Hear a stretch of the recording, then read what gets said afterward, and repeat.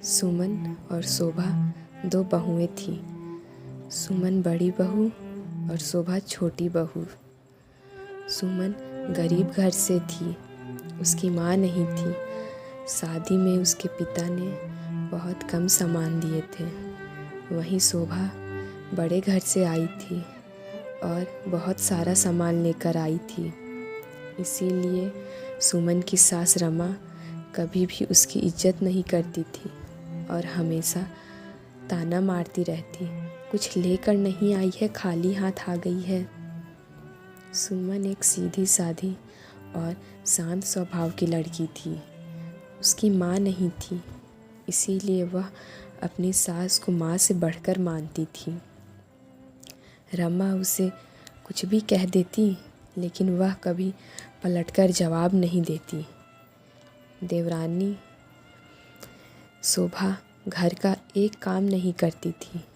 रमा भी कभी कुछ नहीं कहती और उल्टा रमा शोभा को कहती, सुमन है ना काम करने के लिए, तू क्यों करेगी। रमा ने शोभा को सिर पर चढ़ा रखा था, क्योंकि शोभा शादी में बहुत कुछ लेकर आई थी। पूरे गांव में उसके चर्चे होते थे। इसीलिए रमा अपनी छोटी बहू शोभा को बहुत मानती थी। अगर शोभा की ज़रा सी भी तबीयत खराब हो जाती, रमा उसका खूब ख्याल रखती। शोभा भी इस बात का खूब फ़ायदा उठाती और अपने सारे काम जेठानी से करवाती। सुमन का कोई बच्चा नहीं था। शोभा के 2 बच्चे थे। सुमन उन्हीं को अपना बच्चा मानती थी और उनका अच्छे से ख्याल रखती थी। शोभा हमेशा घूमने फिरने और किट्टी पार्टी करने में रहती थी। वह अक्सर अपने दोस्तों को घर पर बुलाती और जेठानी सुमन से सारे काम करवाती, तरह तरह के खाना बनवाती, खुद एक काम नहीं करती। सबने सुमन को नौकरानी बना रखा था। सुमन बेचारी बिना कुछ कहे सब कुछ कर देती थी। एक सुबह रमा अपने बिस्तर से उठ नहीं पा रही थी। उसकी तबीयत बहुत ज़्यादा ख़राब हो गई थी। घर वालों ने डॉक्टर को बुलाया तो डॉक्टर ने बताया, रमा के पूरे शरीर में लकवा मार गया है। अब रमा कुछ बोल नहीं सकती और ना ही चल फिर सकती थी। उसके सारे काम बिस्तर पर ही होते थे। बड़ी बहू सुमन सास का पूरा ध्यान रखने लगी। खाना खिलाना, नहलाना और गंदे बिस्तर साफ़ करना, सब काम सुमन करती थी। शोभा तो सास को छूना तो दूर, वह उसके कमरे में भी नहीं जाती थी। ऐसे ही दिन बीतने लगे। सुमन दिन रात सास की सेवा करती। एक दिन सुबह सुमन को पता चला उसके पिता की तबीयत खराब है। उसे अपने पिता से मिलने जाना था। सुमन ने शोभा से कहा, आज मैं अपने पिता को देखने जा रही हूँ, आज तुम माँ जी का ख्याल रखना और हाँ, उन्हें समय पर खाना ज़रूर खिला देना। शोभा बोली, मैं इस बुढ़िया को छूऊं भी ना, खाना खिलाना तो दूर की बात है।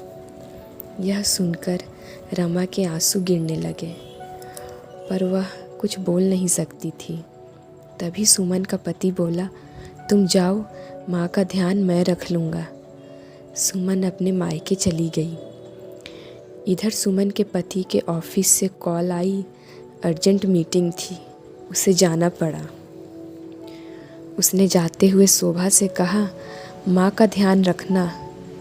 शोभा जेठ जी को मना नहीं कर पाई।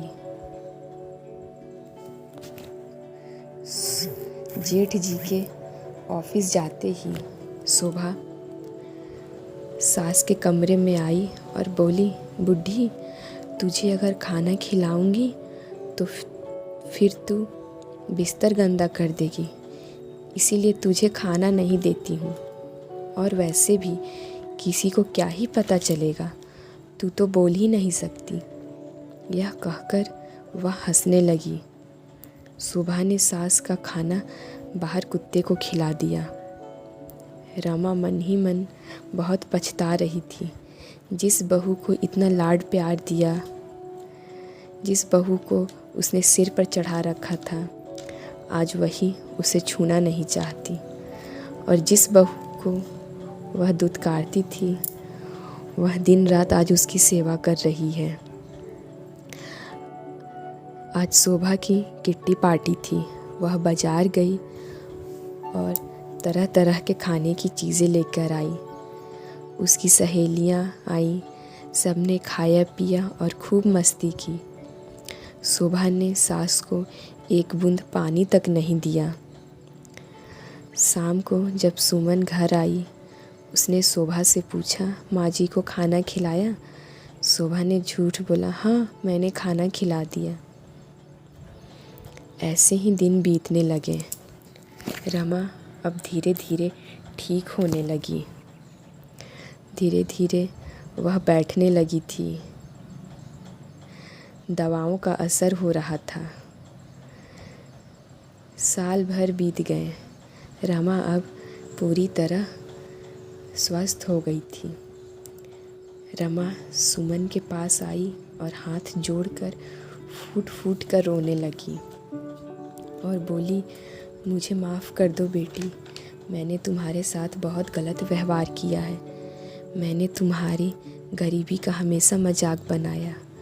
अब मुझे समझ में आया, लोग पैसे से छोटा या बड़ा नहीं होते, अपने संस्कारों से होते हैं।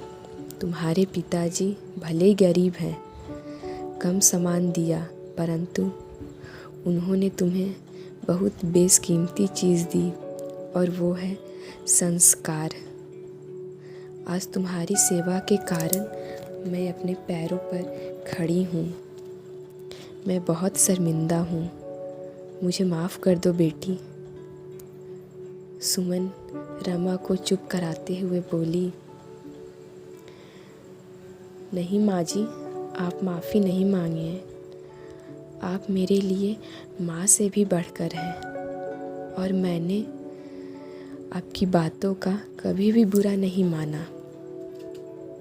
दोस्तों, यह कहानी हमें यह सिखाती है, हमें रिश्तों की कद्र पैसों की तरह ही करनी चाहिए, क्योंकि दोनों को गंवाना बहुत आसान है और कमाना मुश्किल। अपने करीबी रिश्तों या लोगों को इतना भी मत तड़पाइए कि आप खुद अपने ही नज़रों में गिर जाएं।